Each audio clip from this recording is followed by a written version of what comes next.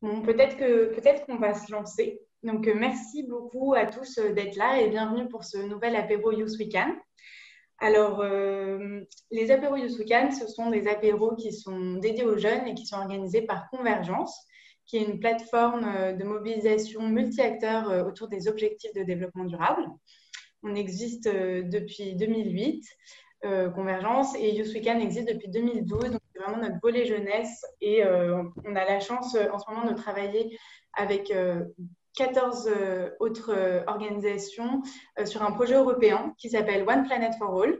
Donc vous voyez le logo sur cette présentation et qui nous permet de faire toutes nos activités autour de la sensibilisation et de la mobilisation des jeunes sur les questions climatiques.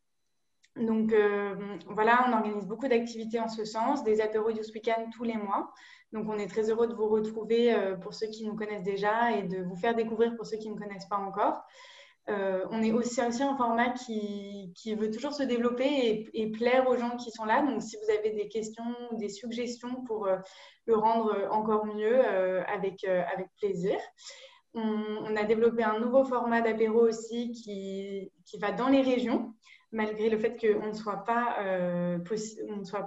dans la capacité nous-mêmes de se déplacer en ce moment, qui sont les apéros Youth Weekend Étudions demain sur les transformations et les transitions pour l'environnement dans les cadres de l'enseignement supérieur.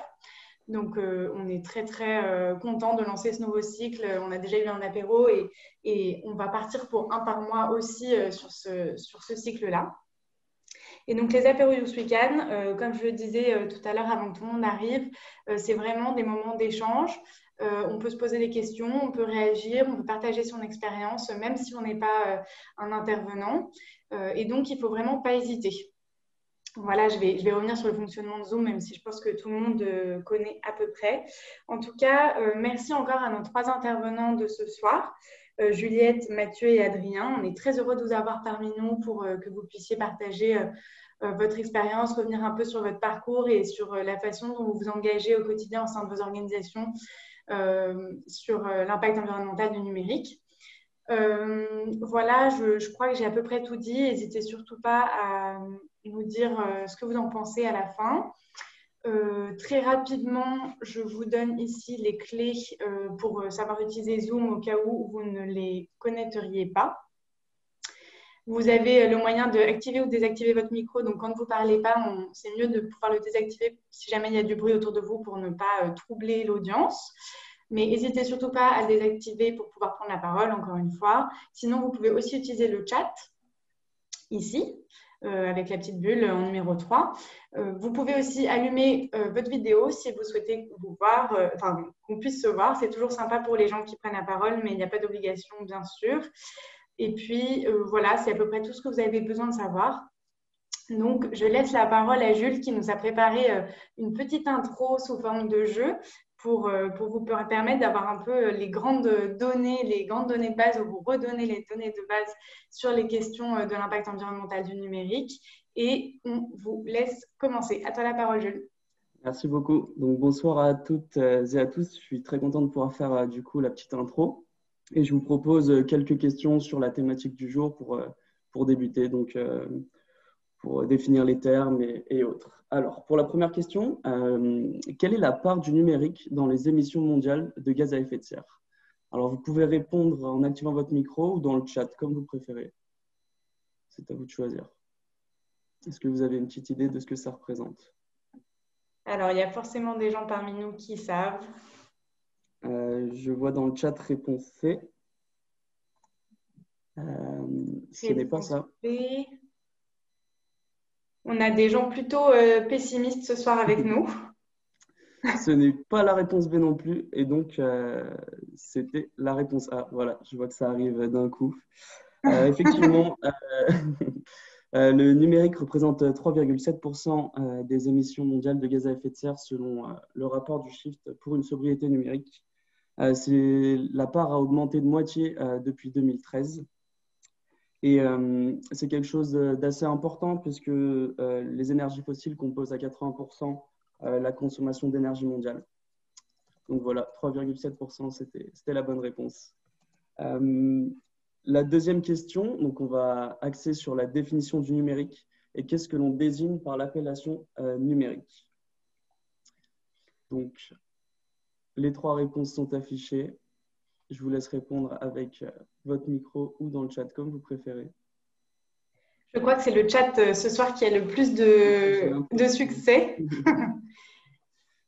Alors, on laisse le temps aux gens de lire, c'est un petit peu long. Mais comme ça, on est sûr de savoir de quoi on parle ce soir. Alors, je vois réponse 3. Alors, Camille ne peut pas se décider. Ça aurait pu être A et C. Effectivement, la bonne réponse, c'est la réponse A. Donc, les capteurs IoT, Internet of Things, les data centers, les réseaux de télécommunications et les terminaux. Et effectivement, la réponse C est aussi bonne puisque les téléphones portables, les ordinateurs, les box, les tablettes, les smartphones et les équipements audiovisuels connectés font partie de ce qu'on appelle les terminaux. Donc voilà, c'est une bonne réponse. On peut passer à la question suivante, qui est une question sur les recherches Internet qui sont effectuées chaque jour dans le monde via le moteur de recherche Google. À votre avis, plutôt 2 millions, plutôt 1 milliard ou plutôt 5 milliards de recherches par jour? Partout dans le monde. Oui, effectivement. Réponse C, je vois qu'elle a apparu 2-3 fois et c'est la bonne réponse. 5 milliards de recherches sont effectuées par jour dans le monde via Google. Pour un ordre de grandeur, ça représente environ 58 000 recherches par seconde. Donc, c'est quelque chose d'assez conséquent, d'énorme même. Donc, bravo à ceux qui ont répondu C. Petite question suivante, on reste sur Internet. Et si Internet était un pays, il serait le premier consommateur d'électricité au monde, le 3e plus gros ou bien le 5e plus gros? Ça fait beaucoup d'art tout ça, effectivement. Je vois réponse B. Effectivement, si Internet était un pays, il serait le 3e plus gros consommateur d'électricité au monde, soit juste derrière la Chine et les États-Unis, qui sont les 2 plus gros consommateurs d'électricité au monde. Donc, bravo à ceux qui ont répondu B. Et donc, toujours sur Internet, quelle est, à votre avis, la part du Deep Web sur l'Internet total? Deep Web qui a un nom assez effrayant et qui en fait ne l'est pas tant. Est-ce que vous avez une petite idée sur la part du Deep Web? C'est effectivement, le Deep Web représente plus des 3/4 de l'Internet total. En fait, le Deep Web, même si ça a un nom assez effrayant, ça représente tout ce qui n'est pas référencé sur les moteurs de recherche connus. Donc, ça désigne souvent les pages qui sont bloquées par des codes, par exemple. Donc, c'est des pages sur lesquelles on peut se rendre tous les jours, notamment pour des comptes bancaires ou des emails aussi parfois. Et à l'intérieur de ce Deep Web, il y a le Dark Web qui, lui, est un peu plus effrayant, qui contient de nombreux contenus illégaux, mais aussi qui est une plateforme pour la protection des données, notamment pour les lanceurs d'alerte ou les services secrets, entre autres. Donc voilà, pour la question sur le Deep Web. Merci, on en apprend beaucoup là. La 6e question. Combien de data centers recense-t-on dans le monde, à votre avis? Plus de 4500, plus de 7500 ou plus de 11 500? Beaucoup, effectivement, beaucoup. Mais à peu près ce que ça donne. Réponse B. Non, c'est plus de 4500. Donc, pas autant que ce que vous pensez. Les États-Unis sont le premier pays qui ont le plus de data centers, environ 1800, et la France en compte 156, pour information. Question suivante. Les data centers installés en France consommaient en 2016, à votre avis, 1%, 8% ou 15% de la consommation électrique nationale? Je vois beaucoup de B. Ouais, B. Tout le B. monde a Et effectivement, B est la bonne réponse. 8% de la consommation électrique nationale. Donc, c'est assez conséquent. Bravo tout le monde. Question suivante, du coup, toujours sur les data centers, quelle part de cette consommation est liée au système de climatisation des data centers? C'est la réponse B, 50% est liée à la climatisation. Donc, effectivement, il faut refroidir ces data centers par le biais d'une climatisation qui, du coup, est très énergivore. Petite question sur les téléphones à présent. Et à votre avis, combien de smartphones ont été vendus dans le monde en 2019? À votre avis, 850 millions, 1 milliard ou 1,5 milliard? Alors, je vois beaucoup de 1 milliard et c'est 1,5 milliard. En 2019, il y avait dans le monde 3,2 milliards de personnes qui possédaient un téléphone. Donc, ça veut dire que c'est quasiment une personne sur deux cette année-là qui a racheté un nouveau téléphone, ce qui fait environ 17 000 téléphones vendus par seconde, ce qui est énorme. Et une heureusement, on va connaître des solutions ce soir pour changer un peu tout ça. Petite dernière question qui n'est pas des plus joyeuses, mais donc le coltan, le cuivre ou encore le cobalt sont des minéraux qui sont contenus dans les téléphones portables et qui sont notamment extraits en RDC. Et en 2014, dans ce pays, à votre avis, combien d'enfants travaillaient dans les mines donc de cobalt, de cuivre ou de coltan? Environ 100 000. Alors non, c'est environ 40 000, ce qui est déjà énorme. Et en fait, ces mines se trouvent notamment dans des zones de conflit à l'est de la RDC, dans la zone du Kivu, qui est en guerre depuis plus d'une quinzaine d'années. Et donc, les mines sont majoritairement aux mains de milices armées qui les contrôlent et donc on gère l'exploitation. Voilà, désolé pour la note un peu triste pour finir, mais c'est important et ça doit être mentionné. C'est vrai, il faut l'avoir en tête. Merci beaucoup, Jules, d'avoir préparé ce petit quiz d'intro. Je pense que ça permet à tout le monde d'avoir en tête les bases pour savoir de quoi est-ce qu'on parle ce soir. Si vous avez des questions ou si jamais il y a des chiffres avec lesquels vous n'êtes pas en accord, n'hésitez pas à nous dire ou à rebondir dessus. Il n'y a pas de souci. Il y a toujours la source qui est notée, mais les avis peuvent diverger. En tout cas, il y a des constats un peu tristes là-dedans et on est content de pouvoir ce soir découvrir des moyens de réduire son impact environnemental. Donc, on est très heureux encore une fois d'avoir parmi nous Juliette, Adrien et Mathieu. Donc, merci beaucoup à vous. Et je vais commencer par donner la parole à Adrien Montagu-Romance, cofondateur de Common, pour qu'il puisse nous parler de son parcours et de la solution qu'il propose. Adrien, à vous la parole. Merci. Alors juste, je précise que finalement, je suis un peu moins pressé que prévu, donc c'est plutôt cool. Et donc, pour présenter mon parcours en quelques mots, bon, alors moi j'ai fait un parcours académique assez classique. Enfin, assez classique dans le sens où je suis allé jusqu'au bout d'un bac+8 dans le domaine de la chimie organique. Donc, j'ai fait une thèse où, à l'époque, je travaillais à la conception de nouveaux raticides éco-compatibles. Donc, on pourrait considérer que c'est un peu du foutage de gueule, mais c'était intéressant, passionnant, ça faisait appel à ma créativité, etc. etc. Ensuite, en 2015, pendant mon postdoc, où je travaillais sur la valorisation du sous-produit de l'horticulture pour en faire des produits cosmétiques, j'ai vu le documentaire Demain, le film de Cyril Dion et de Mélanie Roland, et ce doc m'a vraiment fait changer complètement de braquet puisque j'avais conscience de tout ce qui allait pas et j'étais persuadé qu'on allait dans le mur. Et en fait, ce doc m'a pas persuadé qu'on allait, qu'on allait éviter le mur. Il m'a simplement montré à l'écran des gens qui s'épanouissaient par l'action. Et ça, c'est profondément contagieux.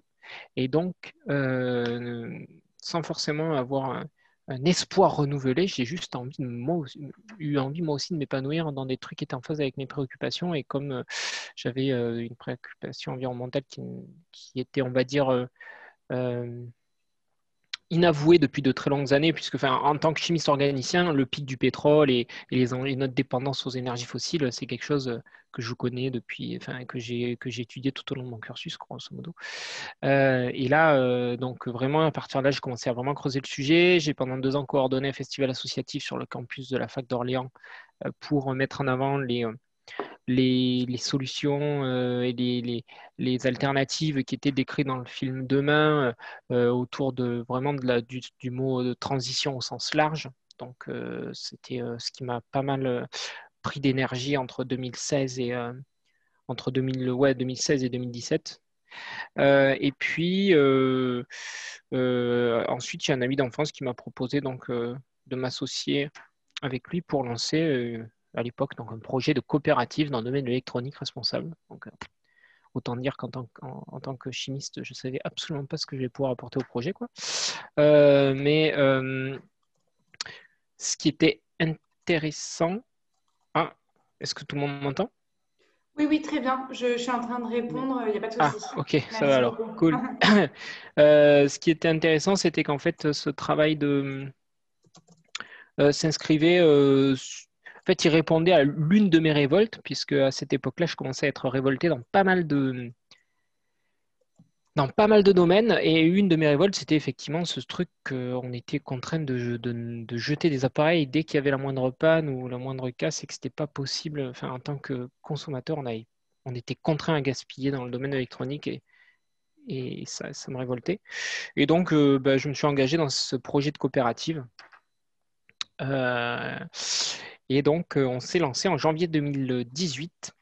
Et à ce moment-là, on a décidé de lancer le projet sous statut de société coopérative d'intérêt collectif parce que moi, je ne me voyais pas lancer un projet de start-up en mode rémunération du capital à l'horizon plus 5 ans une fois qu'on rentre en bourse et tout. C'était juste hors de question. Je serais resté dans mon labo si ça avait été la proposition que m'avait faite mon pote, mais comme lui aussi est vraiment dans cette approche-là, ça fonctionnait bien. Donc, on a lancé une SIC qui a pour objectif de limiter l'impact de l'électronique dont on vient d'évoquer un certain nombre d'externalités négatives. Là. Et pour limiter l'impact de l'électronique, la solution qu'on a mis en œuvre et qu'on pense être celle qui est sur le meilleur chemin, parce que moi, mon constat aujourd'hui, c'est que la meilleure façon de limiter son impact, c'est de ne pas avoir de produits électroniques tout court. Donc, avant, j'avais pas de smartphone, je voulais pas de smartphone. Je n'ai pas eu de smartphone jusqu'à 6 mois après avoir lancé la coopérative, parce que j'avais un téléphone, vieux téléphone qui fonctionnait bien, qui était un dumb phone là. Et quand ce vieux téléphone est décédé, bon, ben, je me suis résigné à prendre un Fairphone, puisque donc l'idée, c'est qu'on sélectionne des produits plus responsables. Donc, il y a le Fairphone. Donc, c'est un smartphone qui est plus réparable. Ce n'est pas nous qui le produisons, mais c'est des gens aux Pays-Bas qui sont très engagés et qui sont vraiment avant-gardistes dans ce domaine-là, où en fait, ils sélectionnent d'une part donc, des métaux sur lesquels ils essayent de remonter la traçabilité pour justement éviter que ça finance des guerres civiles en RDC.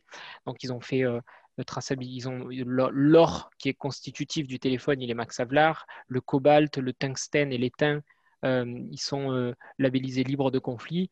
Toutefois, il y a un nombre énorme de matériaux qui sont constitutifs d'un téléphone et ils sont vraiment dans une approche d'amélioration continue dans ce domaine. Et puis surtout, si ce téléphone est vraiment connu, c'est parce qu'il est très facilement réparable. C'est-à-dire que sur le Fairphone 2, vous étiez capable, enfin on est toujours capable de démonter l'écran sans même avoir besoin de tournevis. Sur le Fairphone 3, ils ont fait un tout petit pas en arrière puisque cette ultra-modularité du Fairphone 2 avait tendance à poser des problèmes de fiabilité, on va dire. Et donc là, ils ont mis une dizaine de vis cruciformes sur l'écran du Fairphone 3. Et donc là, nous, on observe effectivement qu'il y a nettement moins de problèmes, mais le téléphone reste tout aussi réparable pour une personne non technique. Et donc, nous, on va sélectionner des produits tels que ceux-ci. Donc, on a aussi des ordinateurs, on a aussi un casque audio réparable, on a aussi des smartphones ultra résistants, étanches et tout, qui peuvent passer sous des tanks et tout ça, là. Enfin, bon, bref, de la marque Roscoll. Et là où on apporte notre plus-value, c'est sur le modèle. C'est-à-dire qu'à aucun moment, nous, on va vendre les appareils, on va se placer dans un modèle de service où en fait le client n'est plus propriétaire d'un appareil, mais il est bénéficiaire d'un service. Donc on va lui garantir la fonctionnalité de l'appareil et non pas l'appareil. Ce qui veut dire que la personne, elle va payer des mensualités pour accéder à notre service qui comprend l'appareil et la prise en charge des pannes, des casses, l'assistance à l'usage. Si les personnes le souhaitent, on peut installer des systèmes d'exploitation alternatifs. Donc, par exemple, on travaille avec la fondation pour Fairphone pour déployer des systèmes dégooglisés. On va avoir des Linux pour les ordinateurs, etc., etc.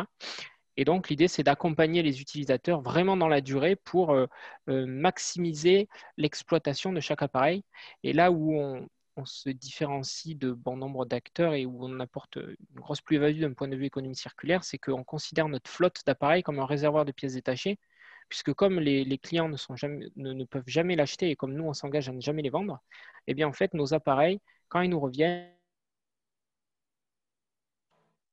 qui fait qu'on a un effet de mutualisation de composants au sein de la flotte et ça permet d'allonger la durée de vie des composants Et ça, c'est la meilleure solution puisque le recyclage dans le domaine de l'électronique ne fonctionne pas. Je ne sais pas où j'en suis au niveau timing, mais bon, après, je peux continuer à parler pendant 2 heures, hein, si vous voulez. Donc, simplement, juste à noter que donc, on a une activité donc, vraiment purement commerciale sur cette entreprise-là, enfin, purement commerciale. On a un axe commercial très fort, hein, c'est ce qui nous fait vivre, donc à la fois vers les clients particuliers et vers les professionnels. Et puis ensuite, on est aussi une société coopérative d'intérêt collectif, donc on fait aussi plein d'autres trucs qui rapportent, on peut dire, à rien. Donc des actions enfin il y en a qui rapportent un peu, mais bon, c'est vraiment à la marge des actions de sensibilisation. Donc on va faire des conférences, bon, on va dire plus denses que celles qu'on peut avoir ce soir, où c'est un peu un échange informel, mais à destination d'entreprises pour sensibiliser des grands groupes aux enjeux de l'électronique responsable. Ça, c'est un premier axe de sensibilisation. Et puis surtout, un truc qu'on fait, enfin ça c'est mon dada, c'est moi qui fais ça, c'est le truc que j'adore en fait, c'est toute l'activité de plaidoyer. Donc là, c'est vraiment un travail beaucoup plus dans l'ombre, on va dire, où on va essayer d'influencer on fait du lobby en fait, mais on estime que c'est du lobby d'intérêt collectif, puisque il nous rapporte, enfin, on n'a aucun intérêt financier à faire ce travail-là. Et donc, on a par exemple contribué à la conception de l'indice de réparabilité qui a été mis en place en janvier 2020. J'ai un doute maintenant, 2021, je ne sais plus tard, qui a été promulgué par la loi économie circulaire. On est dans les clous pour bosser sur l'indice de durabilité qui arrivera en 2024. Et à chaque fois qu'on a l'opportunité en fait d'intégrer des sphères de décision ou des sphères d'influence, on le fait en portant un discours radical. Donc, je ne suis pas ultra fan du rendu de l'indice de réparabilité, toutefois.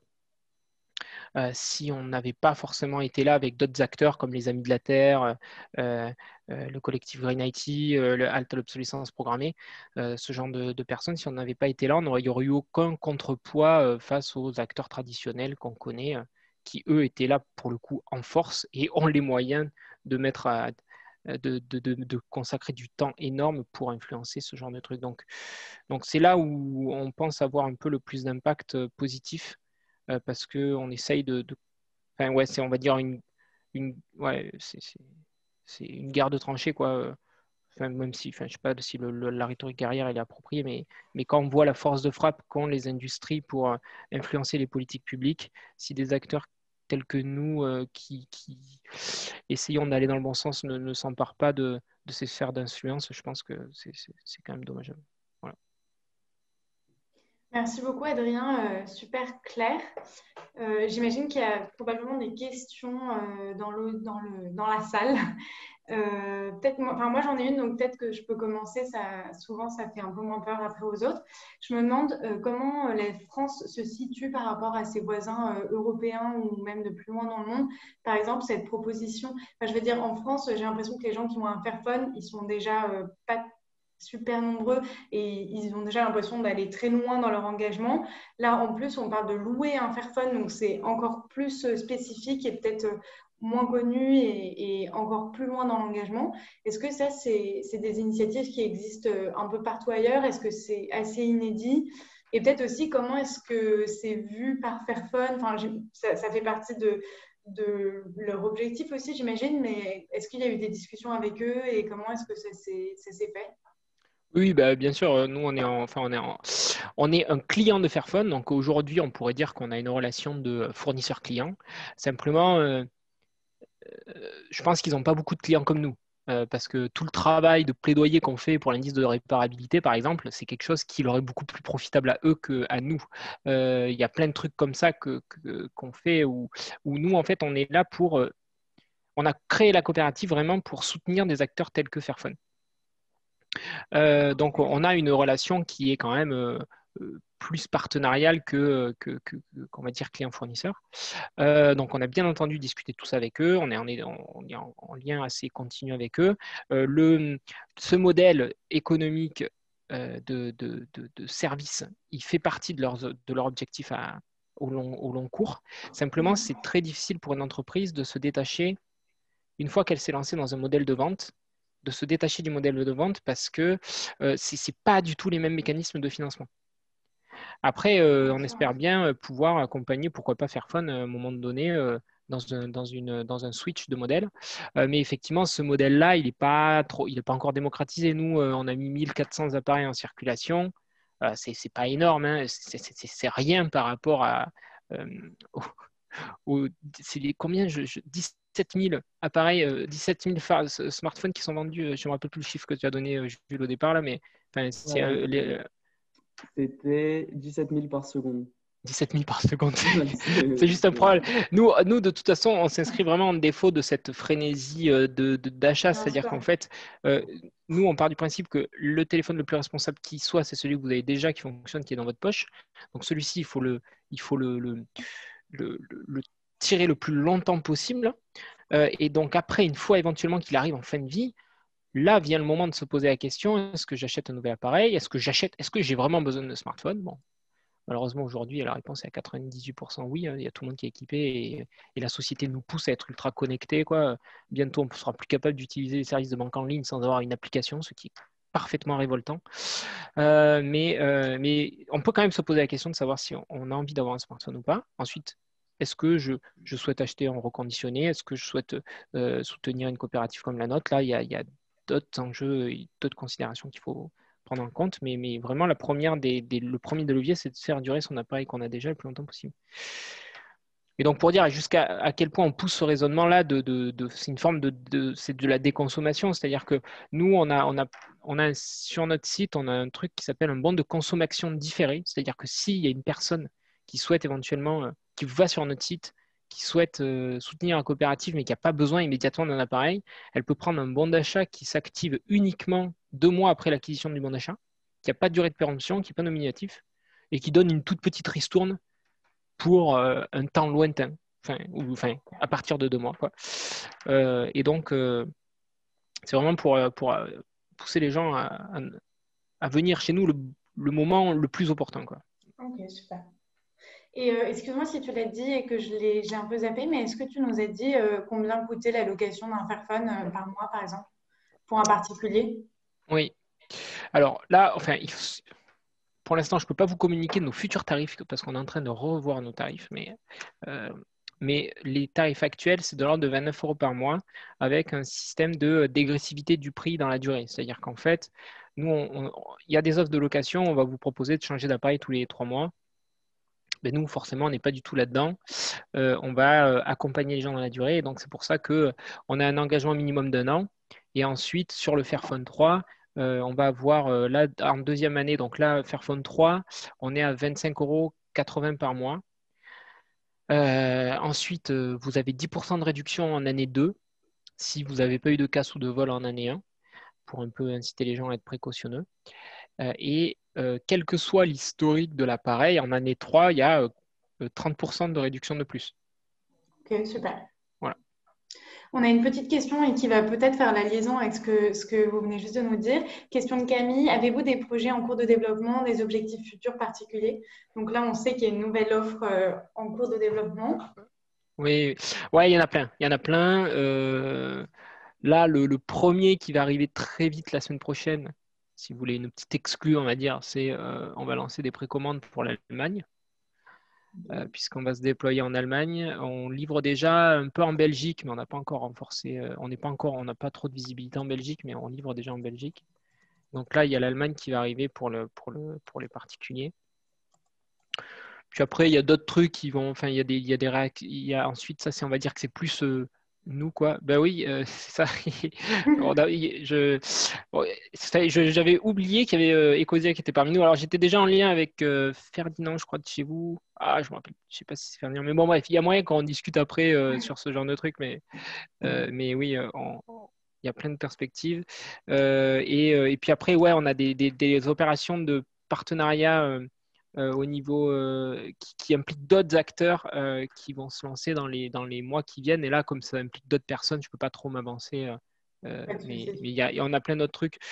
Et puis, qu'est-ce qu'il y aurait comme autre... Ah si, et puis on est en train de revoir notre site web aussi. Parce que notre site web n'est absolument pas éco-conçu, c'est une catastrophe. Hein, c'est les cordonniers les plus mal chaussés. Et donc là, actuellement, notre site web, c'est une espèce de truc immonde qui prétélécharge plein de trucs, c'est hyper lourd et tout. Donc là, on va avoir d'ici, on espère, le début du mois de mai, une première version d'un nouveau site web parfaitement éco-conçu, genre qui se télécharge en une fraction de seconde sur une connexion 3G toute pourrie. Et on devrait avoir une V2 début du mois de juin, idéalement, ou fin juin. Voilà. Ok, super. Bah, très bien, parce que comme ça nous fait penser aussi à l'éco-conception des sites. Et c'est aussi un sujet qui peut être intéressant, et notamment pour les organisations. Donc, c'est un bon point à avoir en tête. Est-ce qu'il y a d'autres questions pour Adrien ou des réactions qui ne seraient pas des questions? Ouais, j'avais une question, si je peux. Ouais, Paul?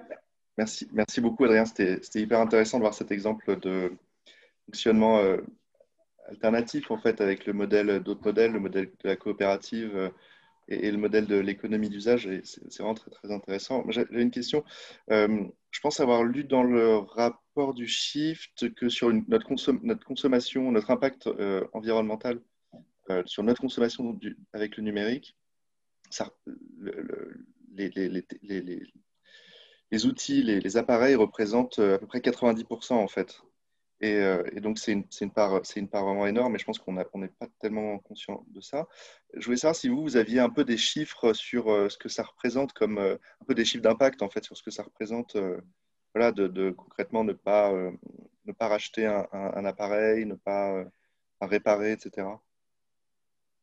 Alors, alors déjà, il y a vraiment une grande quantité de chiffres sur dans le domaine. Là, le 90%, je ne sais pas en fait, parce qu'en gros, dans le rapport du Shift, il y a, on va dire, si on caricature, il y a 50-50 qui sont à la fois sur 50% sur la phase de production des terminaux et 50% sur la phase d'utilisation des terminaux, mobilisation du réseau, etc. Donc, Je me là, trompe peut-être hein, sur le ouais, chiffre. mais là où par contre, on se rapproche de 80-90, c'est quand on regarde de près l'empreinte carbone d'un smartphone. Oui. Là, on est à 80% effectivement dans cet ordre-là sur sa phase de production. Et donc, on comprend bien que le principal levier pour limiter l'impact d'un appareil, c'est vraiment de le faire durer le plus longtemps possible. Parce qu'on pourrait se dire, oui, alors je vais essayer de ne pas trop l'utiliser, de l'allumer au minimum et de le recharger avec de l'énergie solaire, mais ça pèse peanuts dans son cycle de vie global, quoi. Voilà. Par contre, et si on fait ça et qu'on achète un nouveau smartphone tous les 3 mois, effectivement, ça ne sert à rien, quoi. Donc, oui, c'est pour ça que le cœur du sujet, c'est sur l'éco-conception hardware, software aussi, parce qu'on n'a pas abordé ça, mais il y a tout un enjeu sur l'éco-conception software et nous, sur le Fairphone 2, par exemple, on a déployé Lineage OS les téléphones de nos clients juste après que Google avait abandonné Android 7. Et ça a redonné une nouvelle jeunesse au Fairphone 2 de nos clients. Fairphone vient d'annoncer Android 9 là, sur son Fairphone 2 il y a un mois. Là. Et donc, voilà, il y a tellement de leviers à actionner pour allonger la durée de vie des produits qui, c'est un chantier énorme en fait. Et juste parce que je suis allé très vite sur le statut de SIC, mais le statut de coopérative, société coopérative d'intérêt collectif, c'est un truc, comme vous l'avez deviné dans la tonalité de mon propos, un poil anticapitaliste. Mais c'est aussi un truc. En fait, ce qui est intéressant, c'est que n'importe qui peut être sociétaire. C'est-à-dire que nos clients, quand ils viennent chez nous, ils peuvent prendre une part sociale à 20 euros. Ils ont accès lors des assemblées générales au bilan comptable, au rapport des activités. Et à terme, on espère vraiment les impliquer dans la prise de décision de la coopérative. Là, pour être parfaitement transparent, après 3 exercices, on a surtout proposé des résolutions en assemblée générale et on a eu peu de propositions qui sont montées de nos bénéficiaires, mais on compte améliorer ça dans les années qui viennent. Et donc, on a les clients, les partenaires de com, les producteurs, plein de gens qui sont sociétaires de cette entreprise-là. Et donc, ça permet de fédérer autour d'un même objectif plein de structures, de personnes. Et c'est pour ça qu'on qualifie ça d'intérêt collectif, parce qu'il n'y a pas que l'intérêt de l'entreprise qui joue là, quoi. Il y a l'intérêt de plein d'autres personnes, quoi. Très clair. Merci beaucoup, Adrien. Hyper intéressant. Merci. Merci Adrien. Je crois que pour l'instant, il n'y a pas d'autres questions, mais si jamais il y en a qui viennent plus tard, on pourra toujours les faire parvenir, même si jamais Adrien n'est plus parmi nous. Je vais donc maintenant donner la parole à Juliette, qui va venir nous présenter Ecosia et un peu son parcours. Ecosia, Juliette est Junior Country Manager pour la France, du coup, pour le moteur de recherche Ecosia. Donc, je te laisse la parole et merci beaucoup encore d'être parmi nous ce soir. Bonsoir tout le monde, merci Clara et puis merci Adrien pour la présentation juste avant. Moi je suis Juliette Chabot, donc on dit aussi responsable France Ecosia. J'essaye d'éviter l'anglicisme maintenant quand je me présente. Du coup je suis arrivée chez Ecosia assez récemment en septembre, enfin ça commence à être très récent maintenant. Et donc effectivement j'ai rejoint les équipes France avec Ferdinand Richter dont tu parlais Adrien. Et Ecosia, il faut savoir qu'on est une organisation allemande basée à Berlin. Et donc, du coup, Ferdinand et moi, on gère ensemble tout le marché français. Pour le moment, il est en congé paternité pendant 1 an. Donc, il reviendra en octobre prochain. Donc, je gère un peu les commandes toute seule pour le moment, mais on sera bientôt 2. Et du coup, sur ce qui est un peu plus de mon parcours, je veux dire, Ecosia, c'est un peu ma première entreprise engagée, dirons-nous. Moi, j'ai un passé plus marketing publicitaire. Donc, j'ai fait mes études à Paris, à l'ISCOM, grande maison formatrice de communication et de communicants, avec énormément de stages en agence de publicité. Ce qui est complètement antinomique avec ce que je fais aujourd'hui. Et je suis partie après faire un master à Londres. Et en fait, c'est à Londres que du coup, ma vision a un peu changé, dans le sens où je me suis retrouvée déjà à côtoyer un environnement et des personnes qui étaient beaucoup plus engagées que ce que pouvait l'être mon cercle à Paris. Donc moi, je me suis retrouvée avec une coloc et plein de potes véganes. Tout le monde avait sa gourde, son truc, là où moi, j'achetais encore des bouteilles d'eau en plastique. Et en fait, c'est vrai que même si j'avais une sensibilité écologique et que, je veux dire, la crise écologique en elle-même me faisait flipper, ça m'a fait flipper très petite. J'avais pas vraiment de moyens d'action qui transparaissaient vraiment, on va dire, au quotidien, au-delà du simple fait de recycler. Et donc, du coup, c'est vraiment là-bas qu'en fait, petit geste après petit geste, tout s'est un peu construit, en commençant par une gourde, puis par une cup pour le café à emporter. Toutes ces choses-là. Et puis après, à passer nos plastiques, et puis arrêter de manger de la viande. Et puis, bon, bref, tout le mécanisme s'est un peu enclenché, comme je pense pour beaucoup de personnes. Ça se fait petit à petit. Et en fait, là-bas, j'ai bossé pendant 6 mois sur un projet de communication environnementale, où c'était un projet un peu de recherche qui visait à comprendre comment est-ce qu'on pouvait contourner le phénomène de compassion fatigue, qui est en fait cette idée que au plus on est exposé à certains messages ou à certains problèmes, le moins il va avoir d'impact et le moins on le voit. C'est valable avec tout, ça peut être la crise des réfugiés, la crise écologique, c'est valable aussi avec les SDF qu'on voit de plus en plus dans le métro et dans la rue et que du coup qu'on remarque de moins en moins. Enfin, c'est vraiment valable partout. Et donc j'ai vraiment travaillé à essayer de comprendre comment, déjà d'où venait le problème et comment est-ce qu'on pouvait le surmonter. Et ça passait notamment par regarder des documentaires comme Demain et comprendre quelles étaient un peu les rhétoriques employées, les différentes sémantiques, les images, quelles étaient les pistes de réflexion qui étaient avancées, etc. Mais aussi comment est-ce que c'était quelque chose qui était appréhendé dans nos médias. Enfin bref, plein de choses. Donc j'ai passé 6 mois un peu à me plonger dans ce sujet. Et très concrètement, quand du coup j'ai eu fini l'université et que je suis donc après retournée en agence de pub, bien que j'ai choisi une agence un peu plus engagée, on bosse quand même avec des grands groupes sur des politiques RSE qui sont quand même un peu bancales et pas forcément trop, assez ambitieuses, on va dire. Et j'ai eu un peu une déconnexion où il y a eu cette prise de conscience de se dire, bon, moi je suis en train de faire tous ces changements dans mon quotidien qui sont de plus en plus grands et importants. Et pour autant, dans mon quotidien, tous les jours, j'incite des gens à consommer des produits qu'en plus, moi, j'achète pas. Et puis, je me suis retrouvée à des tables et des assemblées assez lunaires avec des directrices RSE qui expliquent qu'il faut absolument communiquer sur le nouvel écopack parce que c'est un écopack et le département innovation a fait ce nouveau packaging. Et pour autant, c'est peut-être un écopack, c'est peut-être moins de plastique, mais il est plus recyclé, recyclable. Enfin, on s'y perd. Et voilà, donc après tout ça, je me suis dit que c'était pas possible. Et puis la crise de Covid, et puis contrat qui se termine en avril. Donc j'ai un peu pris ça comme l'opportunité de trouver une entreprise qui fait un peu plus, qui avait un peu plus de sens et qui était porteuse d'un message un peu plus engagé. Et voilà, mais en me demandant un peu qu'est-ce que je pouvais faire avec un bagage marketing et communication, parce que bah, forcément, ça paraissait un peu frauduleux. Et je suis tombée sur une offre d'Ecosia. Et c'est vrai que ça faisait un moment que j'utilisais Ecosia. Et c'est quelque chose qui est tombé vraiment parfaitement à la croisée un peu de ce que je cherchais ouais, comme type d'entreprise et en même temps de mes compétences. Et donc, du coup, voilà, j'ai rejoint les équipes France. Je pense que pour mon parcours, c'est peut-être assez. Et du coup, chez Ecosia, alors c'est une entreprise on a un fonctionnement un peu spécial parce qu'on fonctionne encore un petit peu comme une start-up, mais en même temps, on est aujourd'hui 80, donc on ne peut plus vraiment fonctionner comme une start-up. Il y a eu beaucoup de recrutement pendant le Covid.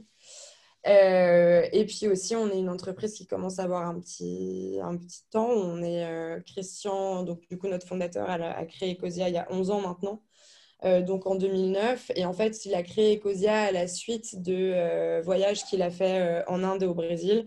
Et lui, il a vraiment été très marqué par l'impact de la déforestation. En fait, il s'est vraiment rendu compte qu'on était en train de détruire nos forêts. Et à un moment où on commençait à se rendre compte vraiment de l'importance du dérèglement climatique et de l'urgence d'agir, il s'est dit, mais en fait, il y a un petit souci, il y a quelque chose qui tourne pas rond, on est en train de détruire notre planète et pour autant, on dit qu'il faut faire le contraire. Et du coup, il a réfléchi à un moyen de pouvoir reforester à grande échelle. Et il s'est dit comment est-ce qu'on peut générer assez d'argent pour replanter des arbres à échelle massive et mondiale. Et il se trouve qu'il savait, de par son passé un peu dans le domaine des technologies, il savait que des modèles comme celui des moteurs de recherche et de Google, etc., étaient des modèles extrêmement vertueux qui génèrent énormément d'argent.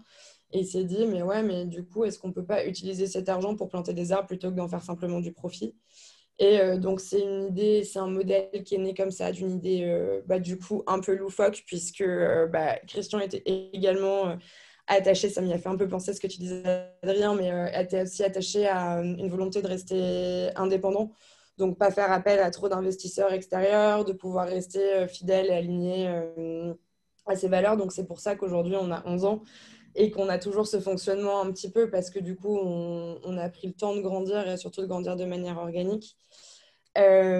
Aujourd'hui, on a planté un peu plus de 123 millions d'arbres. On a passé les 100 millions d'arbres cet été en juillet et c'est vraiment une croissance de plantation exponentielle. Et la façon en fait, dont on travaille, c'est que chez Ecosia, nous, on a une équipe qui s'appelle la Tree Planting Team et c'est une équipe qui est chargée de réaliser des partenariats avec des associations qui sont issues des communautés locales.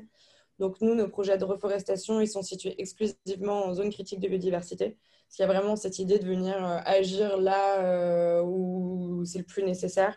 Donc que ce soit des zones qui sont déjà marquées par les premiers effets du réchauffement climatique, comme le Sénégal, le Burkina Faso, des zones qui sont victimes de nos modes de consommation. Je pense à la déforestation au Brésil ou les monocultures d'huile de palme en Indonésie, ou bien les catastrophes naturelles comme en Australie. Donc nous, on est présent en Australie depuis vraiment janvier 2020 du coup. Après les feux de forêt. Et donc voilà, et on travaille avec ces partenaires pour plusieurs raisons. Déjà parce que nous, on n'est que 80, donc on ne peut pas être présent partout et planter partout directement. Mais aussi parce que ce sont ces associations-là qui ont la véritable connaissance du terrain. Donc déjà des espèces, puisque le but, c'est pas de planter le même arbre partout. En fait, on parle pas simplement de planter des arbres, mais vraiment venir régénérer des écosystèmes. Donc agir aussi sur la préservation de la biodiversité, etc. Il faut savoir que chacun de nos projets vont avoir des focus spécifiques. Par exemple, en Ouganda, ça va être vraiment protéger les chimpanzés, là où au Sénégal, c'est la sécurité alimentaire. Donc, ces associations nous permettent vraiment de saisir quel est l'enjeu de la région pour nous permettre d'avoir un impact positif sur les communautés locales et donc aussi de nous assurer que ce sont des arbres qui vont rester par la suite. Et voilà, et donc c'est ceux aussi qui nous permettent de savoir qu'on plante la bonne espèce au bon endroit. Donc, est-ce qu'il y a des espèces en danger à protéger avant tout? Quelles sont les espèces qui vont être plus avantageuses aussi, peut-être pour les agriculteurs locaux? Est-ce qu'il y a des arbres fruitiers qui peuvent les intéresser? Enfin voilà, c'est tout un travail qu'on fait avec ces partenaires-là. Et donc aujourd'hui, on compte 40 partenaires et on est présent dans une trentaine de pays vraiment répartis sur les 5 continents. En termes d'utilisateurs aussi, on a beaucoup grandi. On compte 15 millions d'utilisateurs aujourd'hui, dont presque 4 millions en France. On n'y est pas exactement, mais 3 millions 9 à peu près. Il faut savoir que c'est beaucoup de jeunes, donc 80% ont moins de 30 ans, avec quand même une grande partie, une grande majorité qui ont aux alentours de 18-24. Et en fait, ils utilisent Ecosia parce qu'il y a vraiment une idée d'avoir un accès direct sur la planète. Donc, nous, on fonctionne comme tous les moteurs de recherche. J'ai précisé que c'était un moteur de recherche, je ne sais même plus. Peut-être pas. Ouais. Je l'ai dit en intro, t'inquiète pas. Ouais, je t'ai dit, ok, cool, parce que après, je me suis dit, mais j'ai peut-être même pas précisé.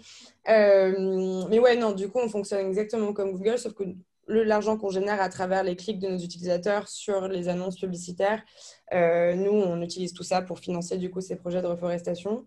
Et on part du principe qu'en moyenne, il faut 45 recherches pour un arbre planté. Et donc presque 44 millions d'utilisateurs en France. Et ces jeunes-là, ils sont déjà très engagés. Il y en a plus de la moitié qui militent déjà pour une cause ou une association en plus d'une utilisation d'Ecosia. Et donc, la raison pour laquelle ils l'utilisent, parce qu'il y a vraiment cet impact direct sur la planète et cette idée que derrière, en fait, ils savent qu'il y a une action qui est prise. On a ce petit compteur d'arbres qui permet d'avoir un peu ce tracking de l'impact de chacun. Et puis nous, on propose énormément de contenus éditoriaux, que ce soit sur YouTube, on a un blog, etc., pour montrer ce qu'on fait, que les arbres derrière, ils sont bien plantés et que c'est pas que du bullshit, parce que je peux parfaitement comprendre que des gens ne croient pas forcément, d'autant plus qu'aujourd'hui, il y en a de plus en plus des gens qui commencent à dire un peu dans tous les sens, nous, on plante les arbres, donc c'est hyper important pour nous de prouver que déjà, on les plante, mais en plus, on les plante bien et au bon endroit. Et ensuite, on a énormément d'autres sujets sur lesquels on est extrêmement soucieux, et d'autant plus en tant qu'entreprise du numérique. Une des premières choses, c'est qu'on repose sur les énergies renouvelables. Donc, en 2017, on a mis en place une ferme de panneaux solaires. Au début, on alimentait 100%, on produisait 100% de l'énergie nécessaire pour alimenter les recherches de nos utilisateurs. Il faut savoir qu'aujourd'hui, on en produit le triple. Donc, on se dit à carbone négatif. C'est aussi pour ça que souvent, on nous demande quelle est notre pensée vis-à-vis de Google. Nous, on trouve en fait qu'il y a une mentalité chez Ecosia où c'est toujours faut aller plus loin en fait que ce qu'on peut. Donc, ok, on produit 100%, mais est-ce qu'on peut en produire 150? Est-ce qu'on peut en produire 200, 300? Et tant qu'on peut pousser, en fait, on pousse. Et début 2020, c'était 300. Et là, d'ailleurs, je crois que c'est même 350%. Enfin, on va toujours un peu plus loin. En ce même sens, on estime aussi qu'en tant qu'entreprise du numérique, on a forcément une responsabilité quand il en vient de la protection des données de nos utilisateurs. Donc, tout est anonymisé, rien n'est revendu, rien n'est stocké. Et ça, en fait, on part du principe. Et on ne communique pas tant dessus parce qu'on part du principe que c'est le b.a.-ba, en fait. Enfin, c'est juste normal. Et une dernière chose, c'est qu'on a vraiment ce souci de transparence. Donc, on publie mensuellement nos rapports financiers. Donc, tout le monde peut aller voir là. Vous pouvez aller voir maintenant sur notre site, c'est affiché. Tout l'argent qu'on a gagné, combien est-ce qu'on a alloué au projet de reforestation, quels projets de reforestation ont été financés ce mois-ci, à hauteur de combien, parce qu'il faut savoir que tous les projets n'ont pas les mêmes périodes de plantation. Donc, du coup, les financements n'arrivent pas tous au même moment. Mais ouais, combien on a alloué au marketing, etc., aux investissements verts. Et ça, pour nous, c'est hyper important. Il faut savoir que c'est le contenu qui est le plus consulté sur nos sites de tous nos contenus, et on en a beaucoup. Donc, ça prouve que c'est hyper important aussi pour nos utilisateurs. Et puis, c'est vecteur de confiance parce que quand même, on sait que nos utilisateurs voilà, nous remettent une mission. S'ils ont fait le choix d'utiliser Ecosia, c'est déjà qu'ils nous font une grande confiance parce que déjà, les gens ne se rendent pas forcément compte de leur habitude quand ils sont sur Internet. Ils ne se rendent pas forcément compte, voilà, tous ces chiffres que Jules a présentés au début, ça, les gens se rendent pas forcément compte. Par ailleurs, moi, je me suis plantée sur beaucoup de, sur beaucoup de questions. Mais voilà, ils nous font confiance. Ils savent que du coup, on va planter des arbres avec leur recherche derrière. Et donc, pour nous, c'est important de prouver que c'est ce qu'on fait. D'autant plus qu'on se dit entreprise à but non lucratif. On a un label B Corp, etc. Mais pour nous, c'est toujours important d'aller plus loin. Et je crois que j'ai dit beaucoup de choses. Peut-être que j'ai oublié des choses. Mais dis-moi. Et puis, Clara, si tu as des questions. Super, super Juliette, merci beaucoup, merci pour ce partage. Peut-être qu'il y a des questions déjà qui viennent chez les internautes. Mais juste, du coup, pour clarifier, moi, si je fais une recherche sur Ecosia, mais que je ne clique pas sur de la publicité, du coup, je ne génère pas de plantation d'arbres. Ouais, c'est ça. Après, c'est sur le moment. Tu vois, donc en fait, c'est pour ça qu'on dit 45 recherches en moyenne, parce que c'est une très, très grosse moyenne. J'ai évidemment une question embêtante. J'adore les questions embêtantes. Mais ouais, c'est une moyenne. Et puis ensuite, nous, c'est quand même des chiffres. Enfin, on compte quand même les gens en tant qu'écosiens. On appelle les gens écosiens parce qu'on sait que du coup, c'est forcément eux qui contribuent, enfin, qui font un mouvement un peu plus grand. Et donc, du coup, quand on vient dire on a 15 millions d'utilisateurs, etc., enfin, nous, ça nous permet de grossir la communauté. Puis c'est aussi des gens qui vont partager le mot sur Ecosia. Et ça, c'est ce qui est le plus important, en fait, pour nous. Puisque nous, on a plein d'histoires de gens qui nous disent notamment moi c'est ma dentiste une fois qui m'a dit mon fils est rentré un jour puis il a installé Ecosia sur tous les ordi de la maison, donc bref voilà, même si son fils clique peut-être pas tous les jours sur des pubs, l'important pour nous c'est que et surtout en fait l'important c'est que les gens aient conscience qu'il y a des alternatives et qu'il n'y a pas que Google. Et en fait même moi, que ce soit s'ils vont utiliser Lilo, DuckDuckGo, Quant, n'importe, l'important, c'est de sortir un peu de cette bien sûr. Logique-là. Super, merci beaucoup Juliette. Alors, on a une question du coup embêtante d'Adrien. Vu que tu as dit que tu aimais bien les questions embêtantes. C'est pas vraiment une question embêtante. Enfin, en gros, c'est juste que dans le domaine de... donc, sans rentrer dans le débat de la compensation, parce que je sais que vous vous inscrivez en défaut de cette question-là, sur la notion de reforestation, je ne suis pas allé voir, je n'ai pas l'info. Je sais qu'il y a quand même un enjeu sur en fait, le taux de viabilité des arbres qui sont plantés. Est-ce que vous l'avez évalué? Est-ce que tu peux nous en parler? Parce que dans les initiatives de reboisement, il y a à boire et à manger. Je pense que là où vous pouvez un peu vous inscrire justement des points positifs, c'est que vous travaillez avec les communautés locales, tout ça. Donc, je pense qu'il y a moyen d'avoir plus de retours là-dessus. Tout à fait. Ouais, merci beaucoup même de poser cette question parce que c'est vrai que c'est hyper important. Même du coup, ouais, c'est ce que je te disais. Il s'agit même de planter l'arbre au bon endroit. Enfin, exactement. Il y a beaucoup de gens qui parlent de planter des arbres. Puis en fait, quand on regarde ce qu'ils font, on se rend compte que c'est pas viable. Nous, ce qui se passe, c'est que sur chacun de nos projets, on effectue un suivi de 3 ans. Donc, pendant 3 ans, on est présent sur le terrain avec le partenaire pour justement monitorer ce qui se passe. Il faut savoir que pour chaque projet, quand on travaille avec les partenaires, en fait, directement, on a un accord sur un certain nombre d'arbres qui va être planté. Donc, nous, on assure toujours une marge d'erreur.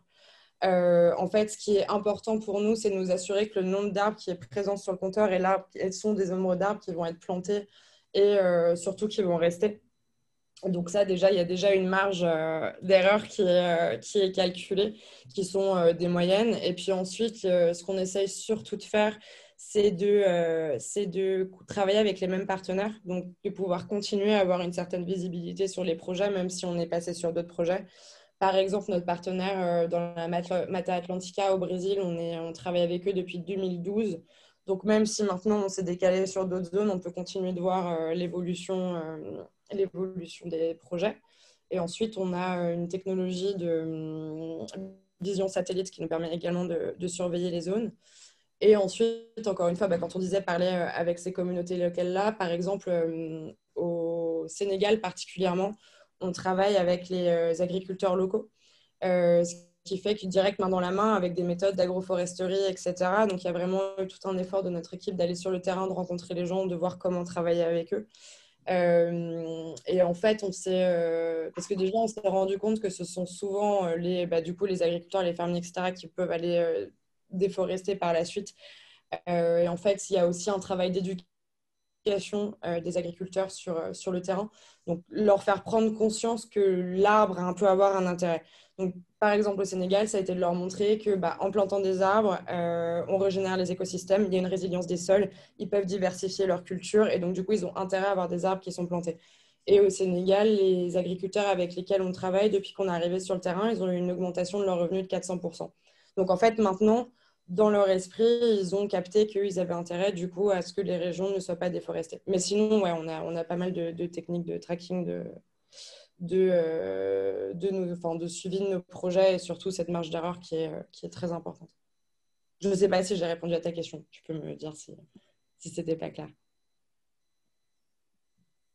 Oui, en fait, tu as bien exposé les difficultés, tout ça. C'est juste, je sais pas si dans vos indicateurs d'impact, vous avez des chiffres justement sur par projet, à combien vous évaluez la survie des arbres sur 3 ans et si vous du coup, je sais pas si vous allez au-delà, mais je pense que c'est intéressant de aussi communiquer sur ces enjeux-là parce que ça montre la difficulté, la difficulté du domaine, c'est-à-dire que il y a trop souvent, quand on voit par exemple la façon dont des acteurs du numérique des géants du numérique font de la compensation carbone, c'est pas forcément souhaitable en fait dans le sens où c'est une façon aussi de mettre le problème sous le tapis en mode de regarder on a planté des arbres et l'année suivante il y a un feu.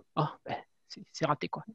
Donc et donc en gros je sais que vous positionnez pas sur la question de la compensation mais de présenter les difficultés qu'une entreprise telle que vous a, ou pas, enfin, je ne sais pas, parce que nous, on bosse avec une entreprise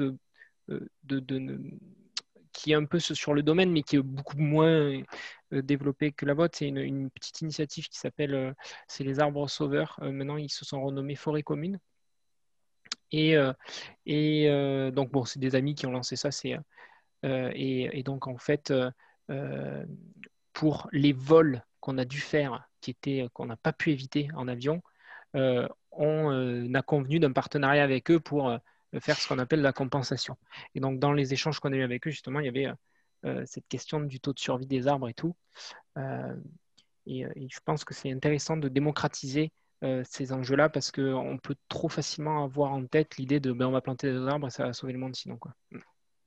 Ouais, c'est clair. Et puis même après, c'est vrai que tu vois, tu parlais de la compensation carbone. Nous aussi, c'est par exemple typiquement quelque chose sur lequel on ne se positionne pas parce que c'est extrêmement compliqué de calculer la compensation carbone d'un arbre. Déjà parce que tous les arbres absorbent pas la même chose. Il y a certains qui rejettent du carbone. Ensuite, comme tu dis, il y a la survie de l'arbre. Il y a énormément d'impacts à prendre en compte qui font que c'est extrêmement compliqué à calculer. Et je suis complètement d'accord avec toi qu'il y a aujourd'hui une surdémocratisation de hop, on a planté un arbre et c'est réglé, on est tout blanc. Et du coup, c'est exactement pour ça qu'on nous, on ne rentre pas dans ces logiques de compensation carbone-là. Okay. Super clair, Juliette, merci beaucoup.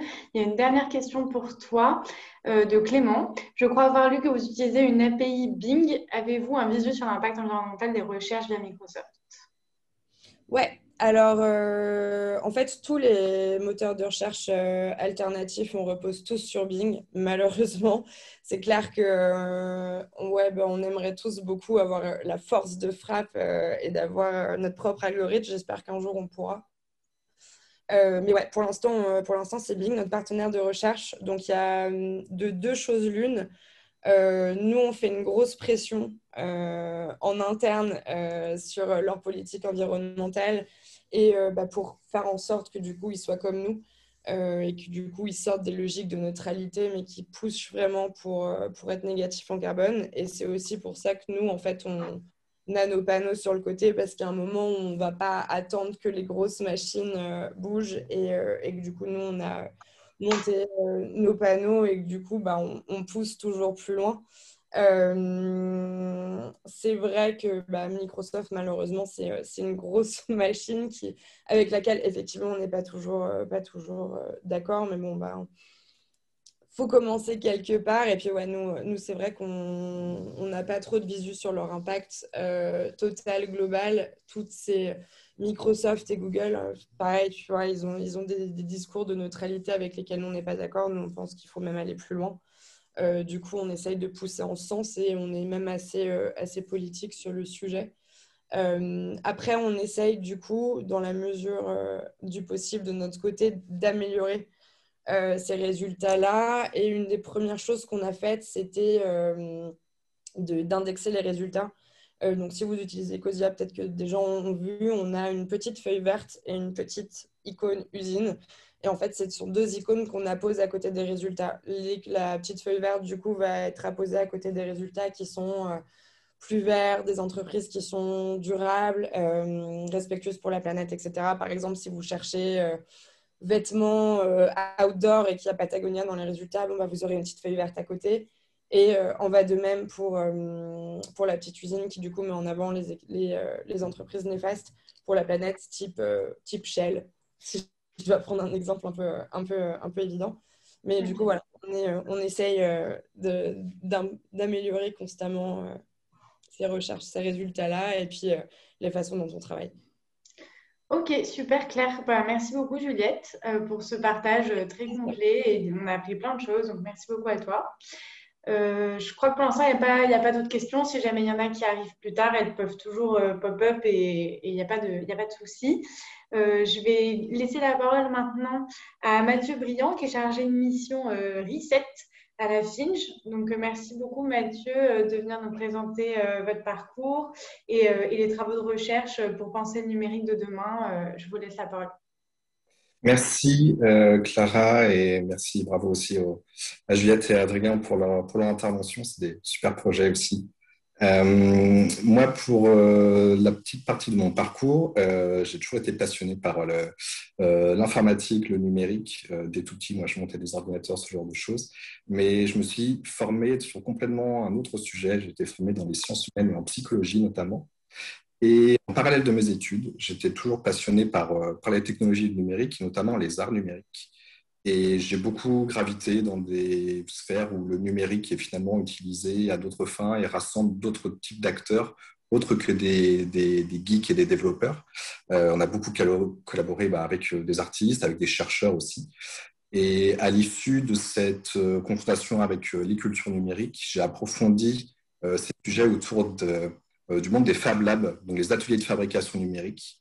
Et au-delà de fabriquer des objets, il y avait des objets que je trouvais très intéressants dans les objets connectés qui étaient fabriqués. C'était notamment les objets qui permettaient de mesurer l'environnement. Et en ce sens-là, j'ai travaillé à Rennes Métropole pendant plusieurs années, notamment dans l'animation de ce réseau d'acteurs. Et on a mis en place différents projets autour notamment de la captation citoyenne de la qualité de l'air. Et voilà, voir comment justement mesurer avec des outils fabriqués dans un Fab Lab près de chez soi peut éveiller des changements de comportement, en tout cas une conscience environnementale et écologique aussi chez des citoyens. Et par la suite, je suis parti au Canada pendant presque 2 ans, travailler dans le monde de l'Internet des objets pour accompagner un projet de recherche qui aboutit là à un projet de standardisation, une nouvelle solution en tout cas de gestion de l'Internet des objets. Parce que du coup, il y a beaucoup d'objets qui communiquent entre eux, mais eux n'arrivent pas, qui communiquent, mais qui n'arrivent pas à communiquer entre eux.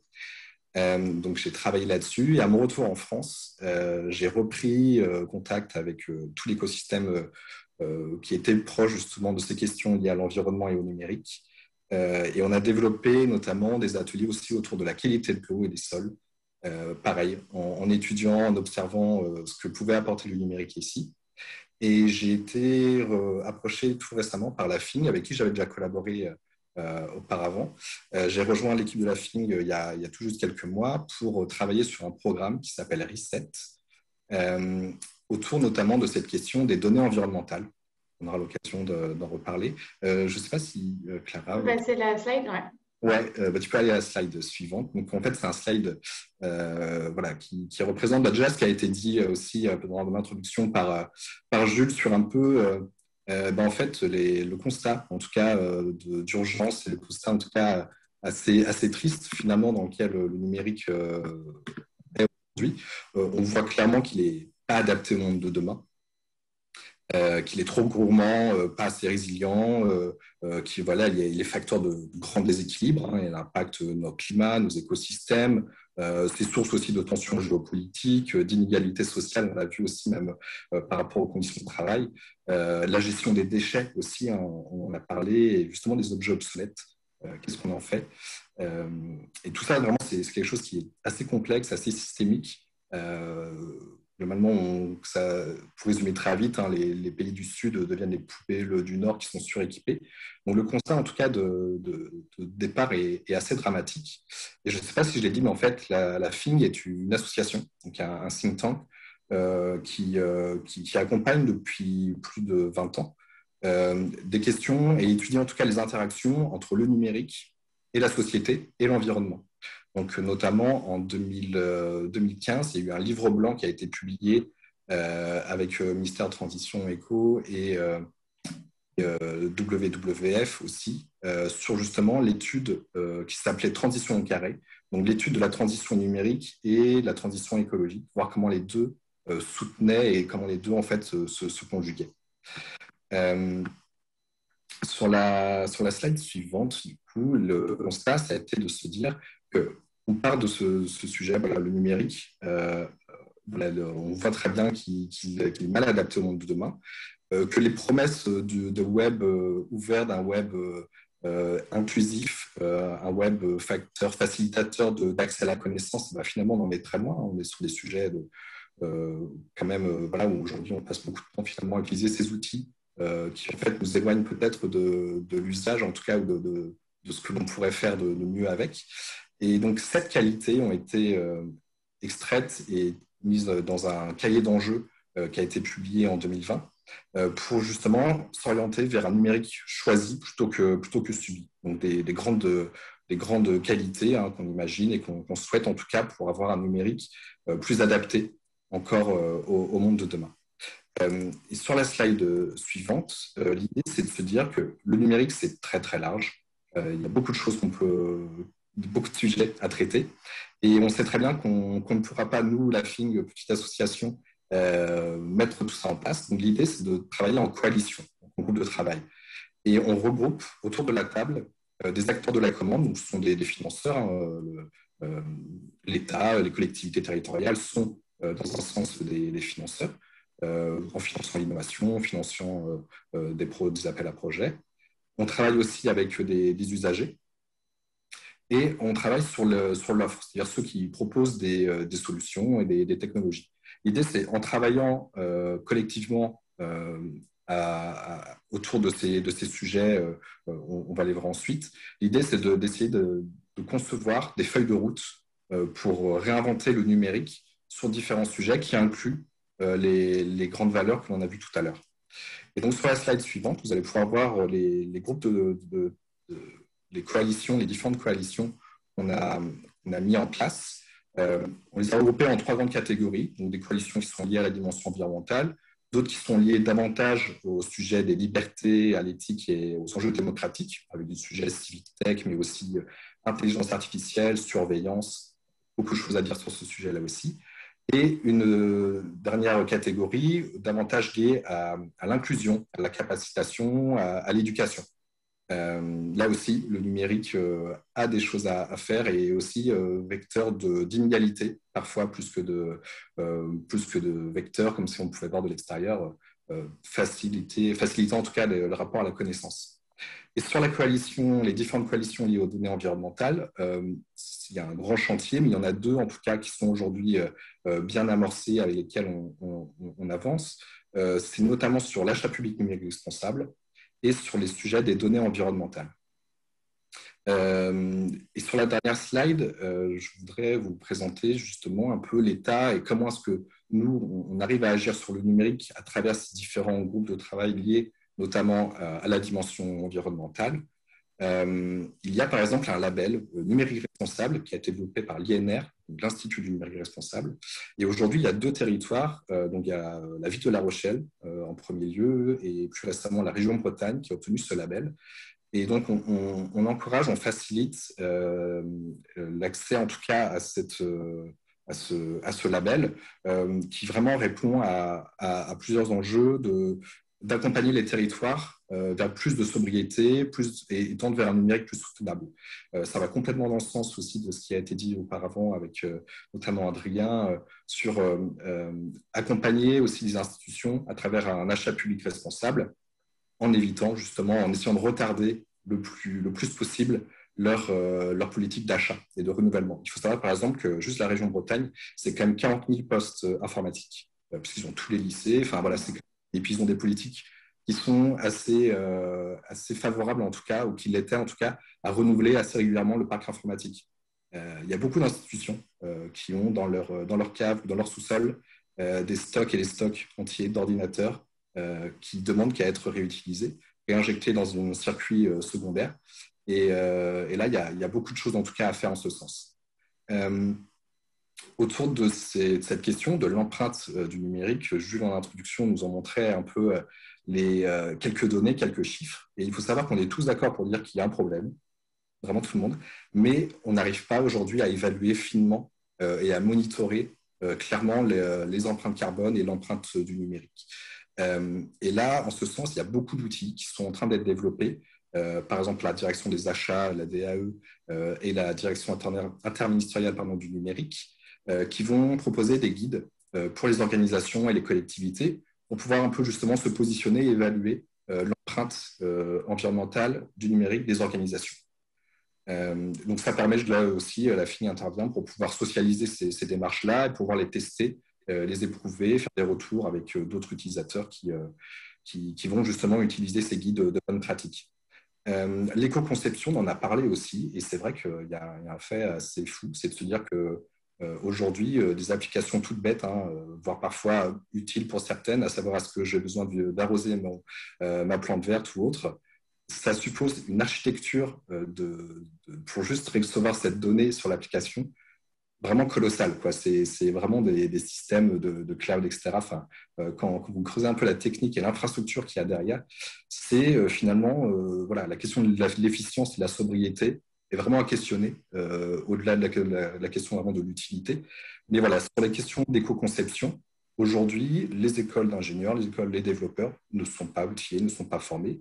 Il y a les designers éthiques qui ont publié il y a quelques semaines un très très bon guide que je vous recommande sur justement qu'est-ce que l'éco-conception, comment le faire, comment voilà, utiliser ces bonnes pratiques. Donc on travaille aussi avec d'autres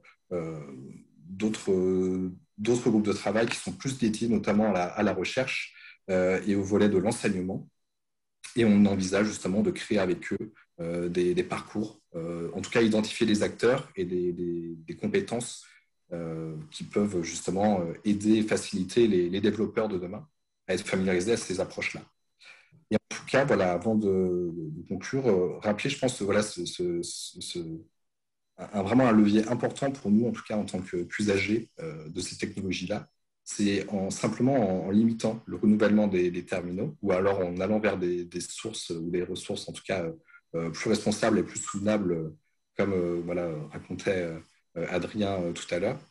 Vraiment, l'impact peut paraître anodin, mais il est quand même notable.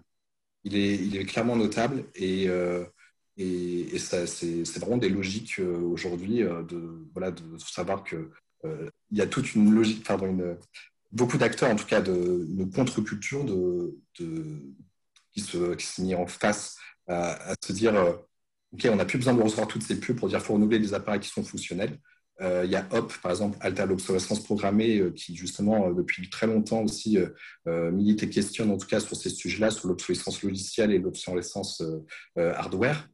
Clairement, ce sujet de l'empreinte environnementale est clairement marqué par nos consommations des terminaux, mais aussi en tout cas par nos consommations des services numériques qui sont proposés. Un truc tout simple pour limiter en tout cas son empreinte environnementale à notre échelle, c'est couper et désactiver l'autoplay sur les réseaux sociaux.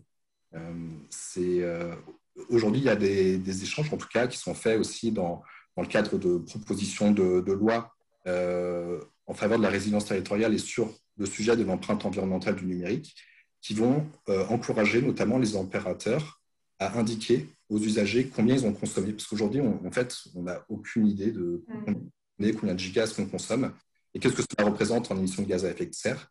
Donc voilà, des gestes qui peuvent se dire de favoriser à domicile le Wi-Fi plutôt que le réseau cellulaire. Là aussi, c'est limitant, en tout cas, sur l'empreinte du numérique. Et on voit en tout cas qu'il y a une réelle prise de conscience et des outils qui vont arriver pour pouvoir justement transformer petit à petit nos pratiques, parce qu'il est grand temps en tout cas de le faire. Je reste par là en tout cas s'il y a des questions.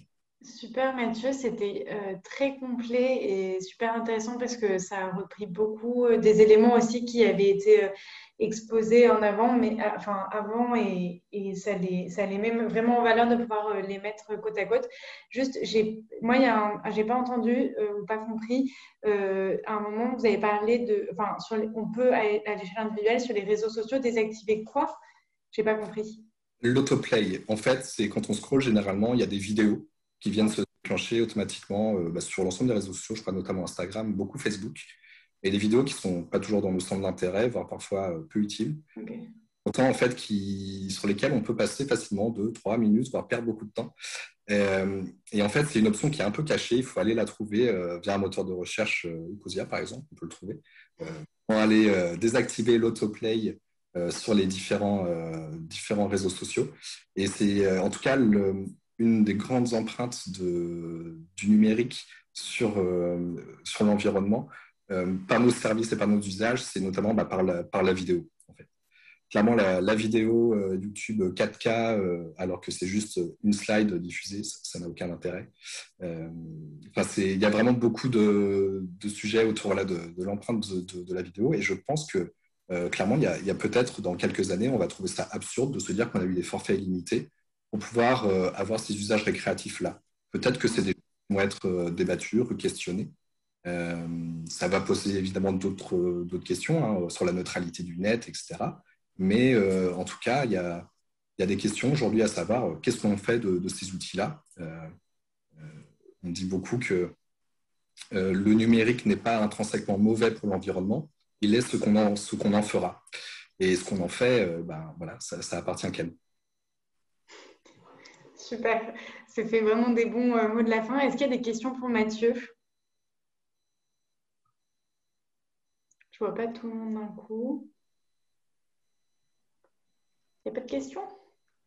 Ah, il y a une question de Paul et une question de Jules, je crois. Vas-y, Jules. Ah, il y a Adrien aussi. Ouais, Adrien, je vous laisse commencer.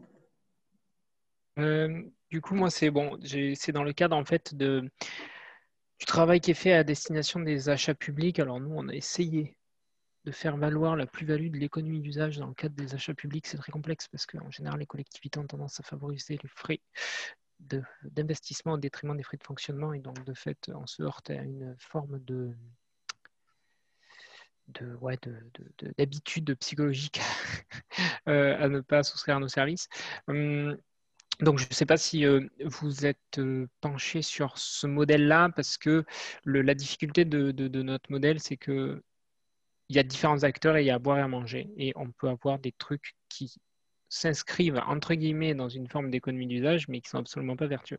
Donc, je ne sais pas si vous êtes penché sur cette question de l'économie d'usage pour essayer de circulariser un peu plus, quoi.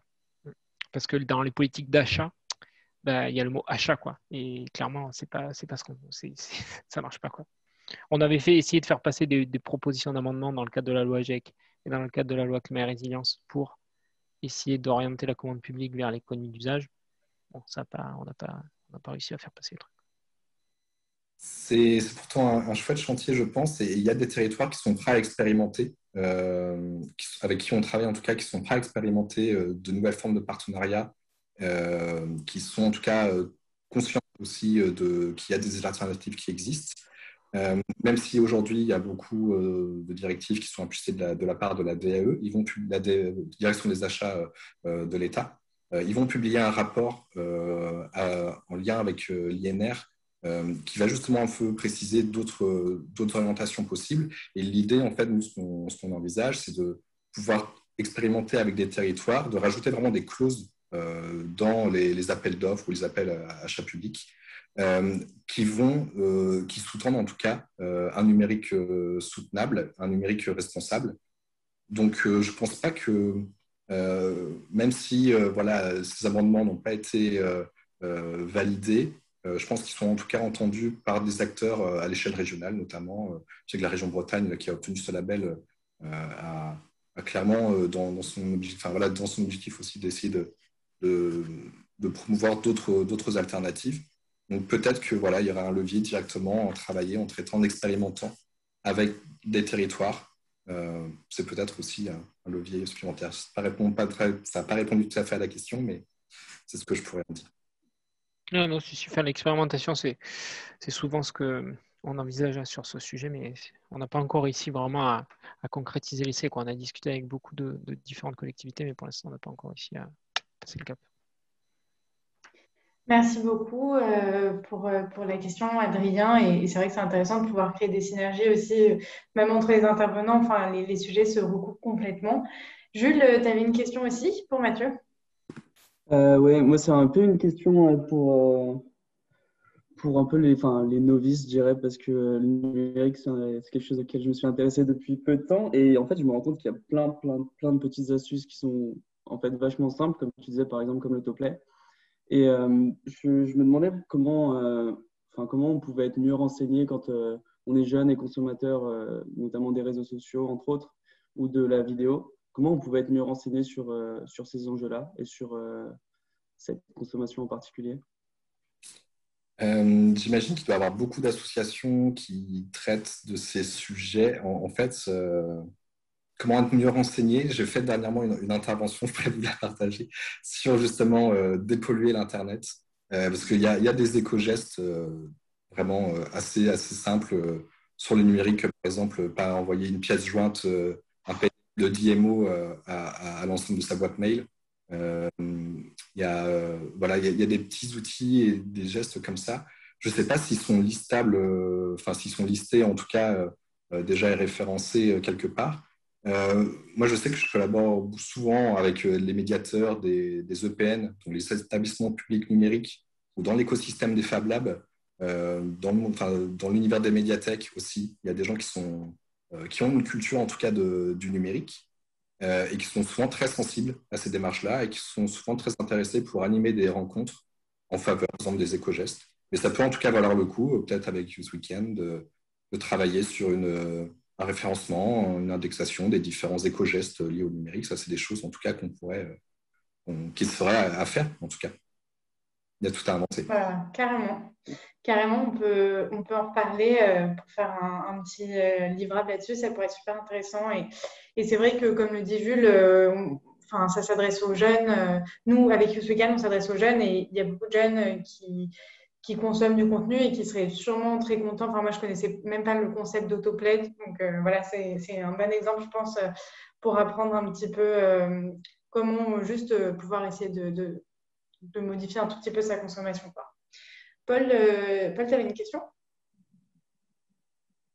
Oui, merci beaucoup Mathieu. J'ai trouvé ta présentation vraiment hyper intéressante et ça donne envie de découvrir davantage ce que vous faites parce que je vois que c'est il y a plein d'aspects et on va suivre et aussi relayer ce que vous faites avec Youth Weekend. Justement, et je me demandais si tu avais des conseils, mais Jules l'a un peu demandé, mais ou des conseils, des ressources intéressantes peut-être à partager, qu'on pourrait partager ce soir, qu'on va pouvoir partager après sur ce thème-là. J'ai partagé dans le chat le lien vers le guide de l'éco-conception dont tu nous avais parlé. Et voilà, je me demandais, mais en fait, comme on va bientôt terminer, la question, elle est un petit peu pour tout le monde. Si vous avez des contenus intéressants sur ce thème-là, voilà, je pense que ce serait sympa de les partager. C'est une très bonne idée. En tout cas, ouais, c'est vrai que déjà ce guide, notamment, qui est plus à destination en tout cas des producteurs de contenu, des développeurs, des ingénieurs. Mais je pense qu'en tout cas, pour beaucoup aussi qui ont aussi publié des billets de blog ou autres ou des photos sur Instagram à 70 mégas la photo pour une résolution de 140 carrés. Il faut aussi voilà, relativiser, se poser des fois des bonnes questions. Mais je réfléchis s'il y a déjà des ressources qui sont, en tout cas, qui sont déjà indexées et inventoriées. Je n'ai pas souvenir. Mais en tout cas, je ne manquerai pas de vous les repartager. Oui, voilà, on pourra les tombe dessus. Ouais. Et puis, il y a aussi des productions de chez vous qu'on peut partager. On le fera avec vraiment grand plaisir. Super. Merci beaucoup, Mathieu. Et puis, ça nous fait une transition parfaite pour vous dire que non seulement les contenus qui pourront être partagés dans un deuxième temps ce soir ou même demain par mail, il n'y a aucun souci. On les partagera, on les relayera et on utilisera nos réseaux sociaux pour ça. Donc, n'hésitez surtout pas à nous suivre pour avoir un petit peu les bonnes idées qui ont été partagées ce soir et pouvoir les suivre, et aussi pour voir ce qui se passe bientôt avec Youth Weekend, quels sont les prochains apéros. Vous pouvez aussi interagir avec nous, nous proposer des idées de thématiques que vous aimeriez bien voir, auxquelles vous aimeriez bien participer à des apéros sur des nouveaux thèmes. Donc voilà, encore une fois, un grand merci à vous trois, Adrien, Mathieu et Juliette. Merci aussi beaucoup à nos participants. On est très heureux que vous ayez été avec nous ce soir. Et puis, il me reste à vous dire à la prochaine pour le prochain apéro. À bientôt. Merci beaucoup. Merci beaucoup. Au revoir, merci à tous. Prenez soin de vous. Au revoir.